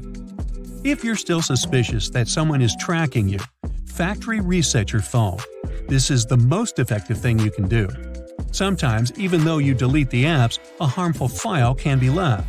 But hey, back up all your important data first before resetting the device. Don't tell me I didn't warn you if your dog's cute video got deleted for good. Now, we mentioned how to avoid tracking. Yet, in some situations, you want to track your own phone. Literally, you physically want to locate it. Although there are products put out by smartphone companies, there are numerous cheaper finder options on Amazon. This one here is easy to connect and has a ring for you to easily find your phone or other stuff like keys. Now let's say you mention this smart Bluetooth tracker to your friend in a conversation at a cafe. After some time, you will come across all types of key finder ads on your Instagram. Is it a coincidence, or is your phone listening to you? Long story short, it's true our phones do listen to us. Virtual assistants like Siri or Alexa listen to your voice all the time. It makes sense on paper. The assistant has to always listen to you so it can hear your command. Yet things aren't that simple. In 2019, a report found out that Siri sometimes mistakenly activates and records things. Some of these recordings are about private matters, too. It's said that Apple randomly selects small durations of conversations in order to make Siri analyze them. Then they see how to improve the service quality. It's not specific to Apple. Nearly all voice assistant systems work this way. But why do we see ads? Well, in simple terms, think of voice assistants as search engines. If you're looking for something and searching for it, you'll see ads related to it later. Now, if you feel unsafe and want to make your phone stop listening to you, there are a couple of things you can do. First, replace your smartphone with a pigeon to communicate. Now, the biggest problem with that, as I see it, is that you have to feed the pigeon and pay for the dry cleaning of your recipients. Okay, I'm kidding. Your phone listens to you through its microphone. You can disable Siri and its equivalents. After disabling voice assistants, go over to the apps you granted access to the mic. If an app asks you too many things to grant access, question it before blindly saying yes.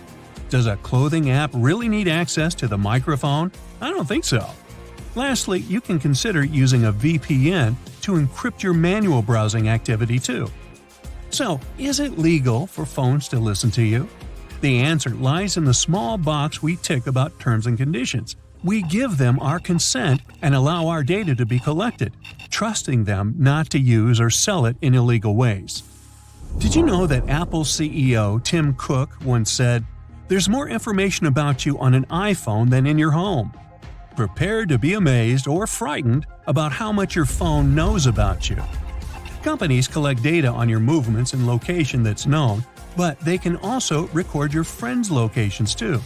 Let's take Apple's Find My Friends as an example. I know it's super useful to find one another in a busy place, but when you use this feature, your phone quickly builds up data about where you have been, how much time you spent, and who you met there. Your phone can even understand your mood. Sometimes you do it willingly with a post or tweet, but background data tracked by the smartphone itself also has a pretty accurate ideas of how you feel. A study was made using a combination of phone sensors to figure out when someone was feeling depressed or manic. The study was conducted for 4 months. Researchers gave smartphones to 12 patients and told them to use them as their primary devices. The results were interesting. Researchers revealed that the device's activity and location data predict the patient's mood changes with 94% accuracy. Another crucial thing is your passwords. You don't have to memorize all the passwords because your phone or Google account remembers them for you. I know how convenient it is. If we think of the worst with saved account passwords, they will be available to anyone who gets into your phone. Your phone knows how often, when, and why you pick it up. Your sleep cycle, exercise routines, the list can stretch like mozzarella on a pizza. Now, if you'll excuse me, I'll go and check my phone to see how safe I am. Mission safety is going to be accomplished soon. You're partying in the backyard with your friends. Some people are tossing a frisbee around, but it ends up behind your shed. One of your friends heads over there to fetch it, but she notices something that looks like a giant ball. When trying to get the frisbee, she sees some wasps buzzing around. Little did you know, there was a giant wasp nest right in your backyard. Your friend runs back and rushes inside your house. Everyone's confused and watches her sprint out of nowhere. Then you see a swarm of wasps invading the party. You and your friends freak out and rush inside until your living room is completely cramped up. Everyone looks outside in frustration as wasps take over your party. They land on the snacks and grilled food. They're completely covering the entire backyard. You have no choice but to send everyone home and clean up. Wasps aren't usually dangerous unless provoked, but still, it's better to avoid them at all costs. You call pest control to report the hive, and all you can do is sit and wait for them to arrive. Looks like one wasp managed to get inside the house. Everyone panics and knocks over your furniture and stuff. You open the front door to let them out. The best way to detect if a wasp nest is around is by observing their flight patterns. If you see one of them constantly flying back to a certain spot, then chances are a hive is just around the corner. Oh boy. And keep an eye out if you see more than one of these stingers. Some wasps are known to travel solo, but they also live together in colonies. Wasps have an amazing engineering instinct. They build their nests mainly out of wood fibers mixed with their saliva. They turn it into paper-like material and make hexagon-shaped constructions. They find wood pieces from trees, or if they live near humans, then from fences, windowsills, and anything of the sort. The pest control arrives wearing protective gear, looking like they're about to save the world. You sit back and watch them do things. You finally see the nest after they extracted it. And good thing it was just in your backyard. There have been reports of wasp nests inside homes of people, behind closets, inside garages, and even on the top of their windows. They're technically outside, but you wouldn't open a window for a breath of fresh air. Like most pest controllers, your rescuers took out the nest the size of a football and relocated to another, safer area in the wild. Wasps are actually nature's pest controllers. Not all insects dare to mess with them. Wasps just end up preying upon anything that comes their way. In fact, some farmers praise their work and keep them around their crops to protect them. But at least you can go back outside and throw an even better party than before. Better fire up that grill. In April 1963, a farm in a remote area had to deal with the largest known wasp nest. It weighed so much that it actually fell from the tree it was hanging on and split into two. The whole thing was around 12 feet long. That's the size of a Volkswagen Beetle, and 5 feet in diameter, as tall as a fridge. I wouldn't want to have a romantic picnic under that tree. You're going on a nice little hike in the northeastern region of Brazil when suddenly you realize something doesn't feel right. No, it's not your stomach, so you're fine. But just the landscape. It feels off, like you're standing on something ancient. You see a group of scientists pointing at you to move. At first, you can't really understand what they're saying, but then you realize you're standing on a large termite mill. You know, those insects that love nibbling on wood so much, they build their entire lives around it? And even though termites have a colony mentality like ants and bees, they're actually related to cockroaches. Termites are mainly found in North and South America, but also have traces in Europe and Asia. You can credit that to humans for transporting them all around in ships and crates. Anything wooden they could get their hands on, or rather their jaws. So, after moving from the mill, you realize you notice many mills resembling the one you were standing on as far as the eye can see. You rush over to them to try to make sense of it, and they tell you that you're standing on an enormous complex of 200 million termite mounds. Even though many of these mills are around 10 feet tall, many of them create a beautiful scene. According to scientists, they might be up to 4,000 years old and are visible from a satellite in the sky. These mills cover the size of Great Britain. That's an equivalent of discovering 4,000 Great Pyramids of Giza if you were just a tiny termite. And although abandoned, these mills aren't active nests, but an entire network of interconnecting tunnels. Scientists are still searching for answers about this entire termite supercolony, but so far no more details could be found. They still haven't found a queen chamber, and by the size of it, it doesn't look like it'll happen anytime soon. Termites are actually resourceful creatures, but can do a lot of harm to human-made structures and even crops and plantations. Since termites have migrated with people overseas, many of them aren't accustomed to the natural environment around them. So they end up seeking shelter in anything, including houses and buildings. Termites are responsible for many property destructions and even collapsing of wooden structures.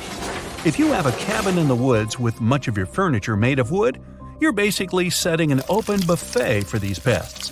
But since these creatures feast on wood, aka cellulose, they can break it down into substances that are spread all around to support other plant growth in the ecosystem.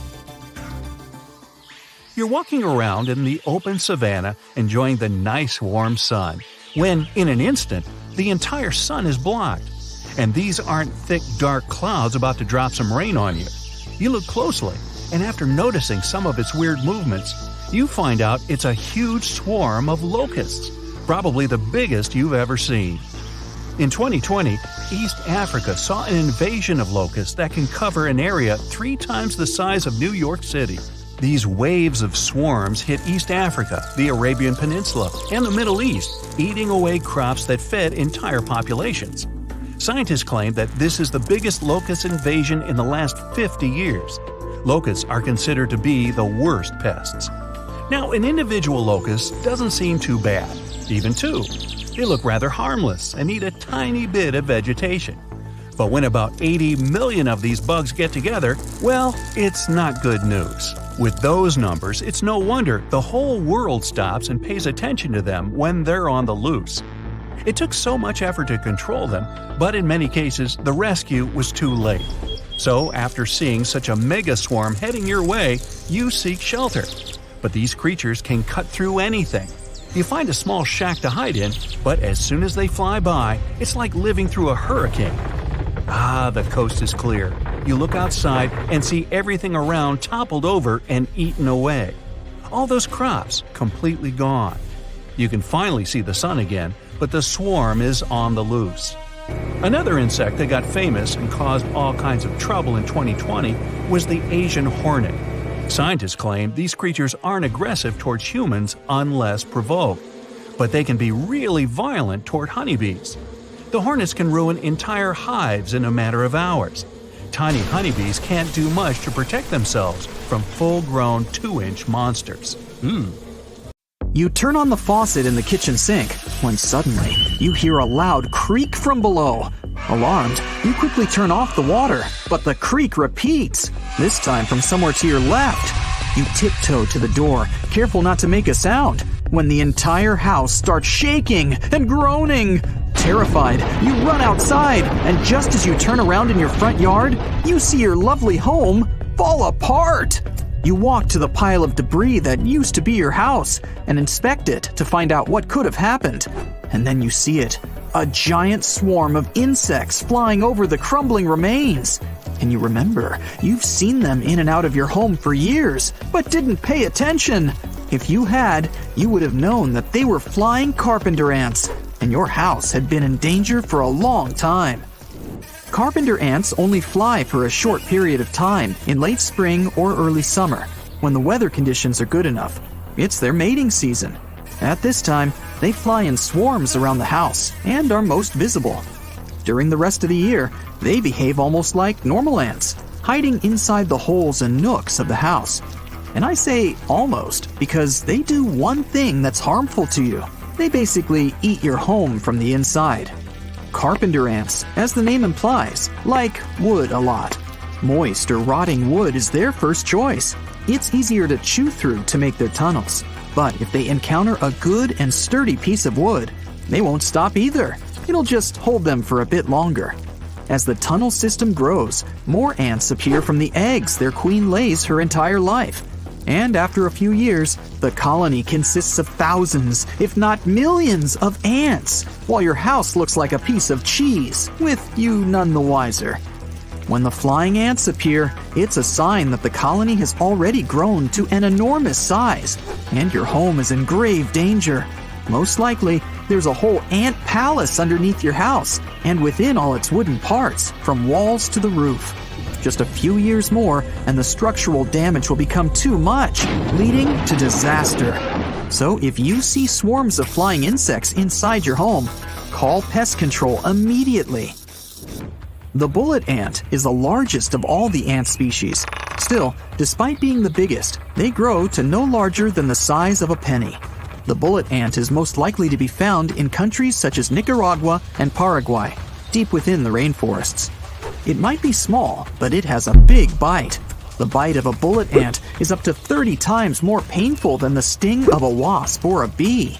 Locals sometimes refer to the small insect as the 24-hour ant because you'll experience an entire day of discomfort after their bite. Despite the unpleasant feeling, the bite of a bullet ant isn't too dangerous and should heal within a week. These ants have a peculiar habit that might make it easy to avoid their powerful bite. Bullet ants release a strong and disgusting stench to drive away predators. So, if you ever find yourself trekking through the rainforest and smell an intensely unpleasant odor, run. There are just shy of 300 different species of fire ants all across the world. All the species have the same powerful bite.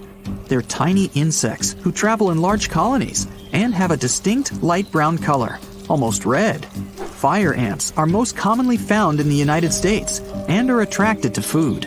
They tend to crash a lot of picnics that they're not invited to. Fire ant bites are incredibly itchy, but not very dangerous. Running the bites under some cold water should help to soothe the itchiness, and the bite should go away in a week or so. If you have a more severe reaction than itchiness, make sure to seek urgent advice from your doctor. Now, velvet ants aren't ants at all. They're a kind of wingless wasp that just looks a lot like ants. These bugs don't form large colonies and usually live alone, hiding in tall grass. This behavior has given them another nickname, cow ants, because when a cow is grazing nearby, it might step on a velvet ant and get a painful bite in return. Humans also get bitten sometimes, especially if they walk barefoot. Velvet ants are venomous, but their venom is less potent than that of bees, so it's not really dangerous. Still, the pain from such a bite is serious, and if you want to squash this bug, good luck. They have an unusually tough carapace that protects them from other stinging insects and even birds. Termites are the scare of all things wooden, and of ants too. When ants encroach on their territory, termites go out of their notorious mounds and give back more than they receive. The insects are basically blind, but their heads are equipped with natural spitfire. They spit acid at their foes, driving them away quicker than they got there. Don't even think of getting your fingers in the way of that acidic stream. It's a really unpleasant feeling. Speaking of spitting, bombardier beetles are the best at that. The look of this bug is menacing enough itself, but when it feels threatened, it will give out a loud pop and spray the enemy with boiling hot liquid. There's a chamber inside the bug's belly that keeps two substances for that. When they mix before spraying, they react with each other and quickly get really hot. Even birds are in big trouble if they get into the beetle's way, and other insects simply have no chance against it. Tarantula hawks are long, thin insects with beautiful rust-colored wings and yellow antennae.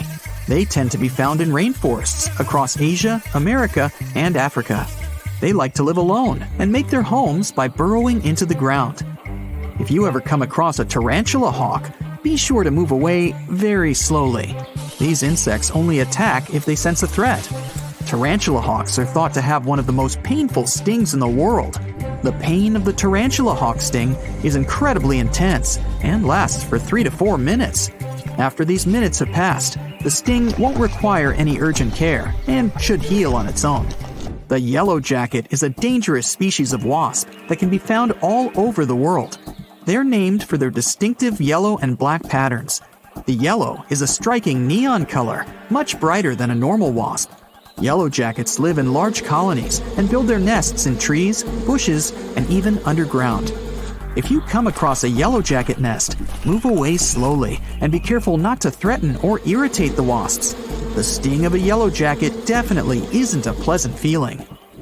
The Japanese hornet is the largest species of hornet in the world. The Japanese hornets have a yellow and black striped pattern, just like the yellow jacket. What makes them distinguishable from bees and wasps is their size and shape. The Japanese hornet is much larger and thinner than a bumblebee, and much longer than a wasp.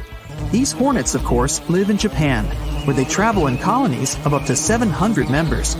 People who have previously been stung by the Japanese hornet often say it's like being struck by a red-hot poker. If you're ever unfortunate enough to be stung by one of these insects, immediately call for help. And while you wait for the doctors, wash the sting with cold water. Asian giant hornets live mostly in Asian countries, but they were reported in North America in 2019. These beasts are big, yellow, and vicious. It's impossible to confuse a giant hornet with any other bee or wasp. They are much larger and a lot more aggressive. But the worst thing about them is their stinger, which is more than 3 times longer than that of a honeybee. The stinger contains a really potent venom, and several stings from an Asian giant hornet can bring down even a large animal, and human too. And if that wasn't enough, these creatures can even spray their venom, aiming at the eyes. Needless to say, that's an unforgettable experience. Okay, let's admit it, all centipedes are terrifying, and perhaps one of the most horrible species is a Texas red-headed centipede. First of all, it looks like it's ascended from your deepest, darkest nightmares. A black-sectioned body, dozens of yellowish legs that look more like claws, and a red head with 2 long prongs. That's a picture enough to make me run for it in a split second. Being pretty large, these crawlers have a voracious appetite, munching on toads, lizards, and an occasional rat. Sometimes, when desperate, they can even catch a bat right in the middle of a flight. And of course, red-headed centipedes are venomous, fitting for such an appearance. Luckily, they're not interested in humans, and that's mutual. If you see this padlock on your car, you might find a note attached with a number for you to call. The number is for a nearby scammer or thief, hoping you'll call so that they will charge you to remove the lock. Once you transfer the money, the scammers will give you information on where to find the key. It's usually not too far away from the car. They know that removing it yourself will cause damage to the paint. The best you can do is call the police immediately. Here are a few tricks up the car thief's evil sleeves they don't want you to be aware of. Older cars are their favorite, with decades of knowledge on how to access them. They understand those vehicles lack any alarms. They use manual window rollers and no tracking devices. The thought of a target as easy to steal as this is enough to cause them to salivate. Cars that are older than 20 years tick the box for all these red flags. Though you might think your car is so old that it's not worth much anyway, the thieves mostly want the parts. The parts in the old cars are worth a lot more than you would think. Supplying the valuable insides to the right buyer ensures they're worth the risk. An easy way to prevent your older car from being stolen is simply applying a steering wheel lock. The sight of that will deter anyone who's acting suspiciously nearby. The thief's unfortunate attraction sometimes isn't towards the car itself, but what's within. Your iPad or other electronic devices clearly visible on the seat would be an easy steal. They're not bothered by quick smashing, grabbing, and running. A few $100s of gear for a couple of seconds of work is a very appealing situation. So make sure you hide your valuables, preferably in one of the many hidden compartments, or lock them up in the trusty glove box. Statistically, 1 out of 6 car owners in safe neighborhoods keep a spare key inside the vehicle. Some owners think this is smart and can help save time in case they leave the primary key in the house. Bad guys stroll through unsuspecting neighborhoods late at night on a regular basis, checking every car just in case they hit that lucrative sixth car. Never be too careful with your keys. Public parking lots are extensive and can stretch over large areas. They're also a goldmine for those lurking quietly on the outer edges, eyeing off the cars furthest from the security cameras. Decent security is generally lacking at those large parking lots, so try to find the best spot closest to the shops. There are ways to park your car to make it problematic to tow or drive away. Park it so the front is facing inwards, ensuring there is an obstacle, like a light or a guardrail there. If you're parking on the street, turn the wheel towards the curb, locking it into place to make it harder to steal in every way. Would you believe those car thieves also have communities of their own? Each thief has their own specialty of a car brand or type.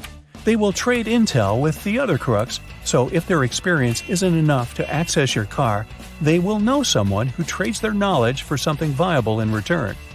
Cars with alarms are a great deterrent from thieves. If your car is a bit outdated, there's no harm in putting a fake sticker on it. The sticker alone is enough to discourage a would-be thief as they briefly scan the assortment at their disposal. Most people are sure that a newer car is safer, with groundbreaking technology to prove it. But ultimately, there are newer, more sophisticated forms of car theft. Keyless systems in cars use a random process through key fobs and smartphones. Using a short-range signal allows for the owner to access their vehicle and start the engine. Relay thieves will use wireless transmitters working as pairs. One will hold their gadget close to the owner, capturing a signal that specifically relates to the digital key. It then relays it to the target vehicle. The accomplice, standing closer to the car, obtains the relay signal, tricking the car into thinking the key is within range. Once the thief is inside the car, the process can be repeated, then easily starting the car. From there, the entire system can be reprogrammed to respond to a new key fob. They can use the same process by just opening the doors and accessing the valuable contents within the car. It ensures the thief can remove what they like without setting off any alarms or smashing any windows. A further form of deceiving these newer models is through their diagnostics. With all that has been fitted into all cars within the last 10 years, copying the same technology and software allows systems to be simply understood and vulnerable. Computer experts easily develop devices that plug into key ports, booting up the vehicle software, and from there can program their own blank key fob. To avoid these new age concerns, keep cautious when leaving the car in a public area. Ensure you hear the locks functioning and inspect from a distance that there's no change with the side view mirrors. When you leave the keys overnight at your residence, wrap them in an aluminum tin or a signal blocking box, ensuring your car can't be hacked while you sleep. Or simply just turn off your fob when you're not using it. As technology continues to progress, applications will continue to develop. They will not only lock and start your car, but will be capable of controlling it. Those progressive technologies will bring along new advanced methods of accessing your car. To counter this, ensure all your software is updated and safeguard your entry code with something better than a password. Bad guys do prefer older vehicles, but keyless car thefts are growing exponentially. Today, most stolen car thefts are keyless. Thieves are quickly developing how to adapt to the new age of vehicles within their reach. Although there are protective measures in place for newer cars, the technology is only for the short term. When purchasing a newer model, always be open to whatever security options are available. Who knows what the future will hold for the safety of your smart car? Consider buying a baby monitor and hiding it in the back seat. It will ensure you have a very affordable surveillance monitoring system ready to alert you of a sudden break-in. Hot wiring older cars is the main form of stealing them, so install an off switch to your car's engine. A professional can install them for you in multiple locations in your car. They will ensure that the power has no way of reaching the ignition of your car and no thieves will be able to drive away with it. Install a removable wheel and take it with you when not using your car. Thieves won't carry around their own spare steering wheel, regardless of how talented they think they are. A wheelless car will make certain thieves will stay clear. A steering lock is also a great option. It completely covers your wheel and functions similarly to the wheel lock for older cars. Extended stays in a parking lot could still be a risk without a steering wheel. A tire lock is a great alternate option. Although it takes a long time to install, it will serve as an excellent way to deter the bad guys, as they won't be able to drive away in your car. Given how fast the criminal must act to get into a car and escape, they don't have the time to search the vehicle for any tracking devices. Although older cars lack this technology, they're easily available to purchase. You can easily hide a GPS tracker, some of them smaller than a phone, inside your car. It will give you and the authorities an advantage when tracking down your beloved ride. In the USA, a car is stolen on average every 36 seconds. The top 10 cars stolen are the Dodge Pickup, Honda CR-V, Toyota Corolla, GMC Pickup, Nissan Altima, Toyota Camry, Honda Accord, Honda Civic, Chevrolet Pickup, and the Ford Pickup. A $7.4 billion loss was estimated in 2020 due to car thefts. It was the highest amount in 10 years, and it's logical to expect that the number will continue to grow further. Given the range of cars within the thieves' target area, it's clear that all cars are potential targets. Is your car on the list? You're relaxing at the beach when suddenly you notice a huge flock of birds. They're excited about something near the water. You get the urge to go and investigate what's going on there. Here's some advice. Sit back down and stay away from the water. I get it, you think you're tough enough to handle a few pecks from a seagull. But it's not the birds that have me worried, it's what's lurking beneath the water. Fish are a staple of many diets across the animal kingdom, both above and below the ocean. Tuna, squid, and octopus, as well as marine mammals like seals, all prey on a wide variety of smaller fish. Species such as bluefish and striped bass are their favorite dinnertime meal. They're also the favorite of another ultra-predator, which is why you shouldn't join those birds by the water. If you do, you're risking an encounter with a creature that can measure up to 20 feet long. That's 3 times the size of an average human. These are the size credentials of a great white shark. If there are fish around, they may come up near the ocean's surface to feed. A great white shark has the strongest bite force among animals. The only other animal species that comes close to them is the saltwater crocodile. And boy, is their ability to catch whiffs strong. Scientists believe it to be more than 100 times stronger than a human's. They don't even use the nostrils located beneath their snouts to breathe. It simply serves as a specialized sniffer. Thankfully though, we're not the favorite meal of a shark, and the creature isn't going out of its way to hunt us. Researchers claim that the odds of being attacked by a shark are as low as 1 in 3.7 million. When unfortunate meetings between sharks and humans do happen, a shark may mistake a human for a seal or an extremely large striped bass. This is why you should stay away from those birds and fishes, and just let the other animals animal. You just focus on catching a tan in that sun chair. So, I guess this means that sharks have poor vision? Not quite. Their vision in clear water is up to 10 times better than that of humans swimming in the same environment. The structure of a shark's eye is quite similar to that of our own. It consists of a cornea, lens, retina, deep blue iris, and the pupil. Their eyes have 2 types of photoreceptors, rods and cones, just like humans. Although we're not too sure how well rods and cones perform for sharks, research has shown that they possess only 1 type of cone. It means they most likely don't have full color vision like a human. This might explain why they can sometimes mix humans up with other creatures. But hey, who's ever really fully focused when they're about to devour their dinner? Shark eyes also have tapetum lucidum. This is a layer of mirrored crystals located behind the shark's retina. These crystals allow the shark to see quite well in extremely dim light and murky water.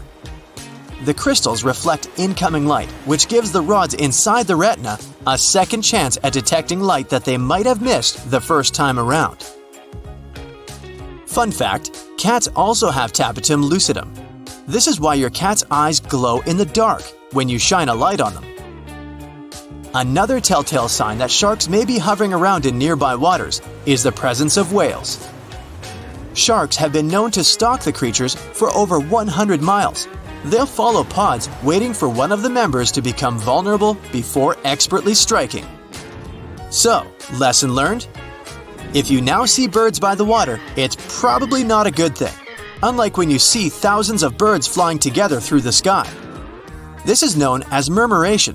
You can see thousands of starlings unite together in the sky, moving in unison, dipping and swerving at the same time.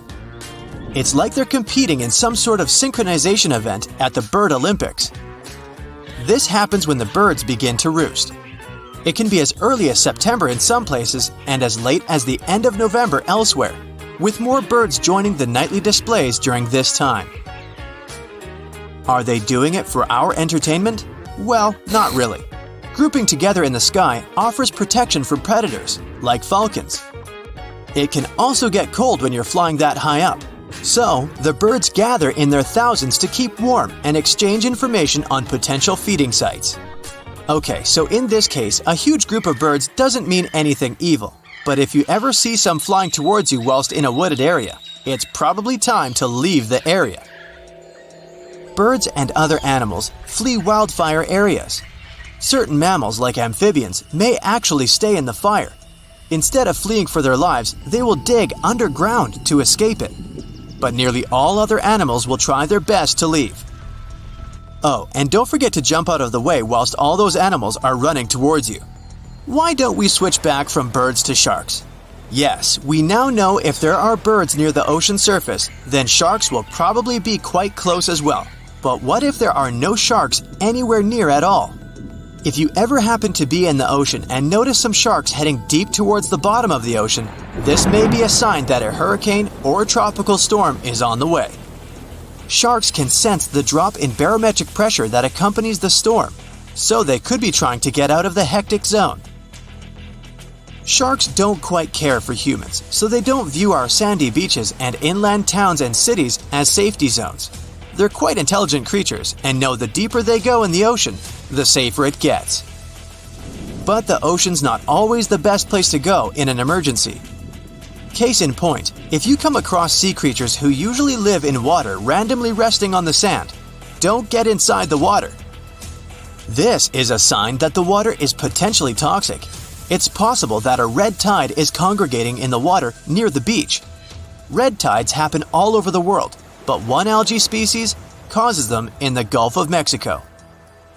A red tide occurs when the water is full of more toxic algae than normal. It can make the water reddish or brown, but sometimes the water's color is normal. If you go in the water, you might experience respiratory irritation like coughing or an itchy throat. If this happens to you, you should thoroughly rinse your mouth with fresh water. Speaking of water, frogs are famous for their croaking, but if you've ever heard them do it a lot more than usual, it might be because it's about to rain. One theory says that this might have to do with their mating. They first do it, then lay eggs in bodies of fresh water. A good rain means more watery real estate for the frogs. That's why male frogs invite the ladies for a date before the showers with a croaking symphony. If you hear a lot of buzzing around, meaning the bees are more active than usual, a storm could be on the way. When they feel like it's approaching, bees start working even harder and faster to collect more nectar before the storm. And once they're done with it, they'll always come back to the hive 10 to 15 minutes before the heavy rain, even when there are no obvious signs of it. Their secret is super sensitive hairs on their back that can pick up electrostatic buildups from storm clouds.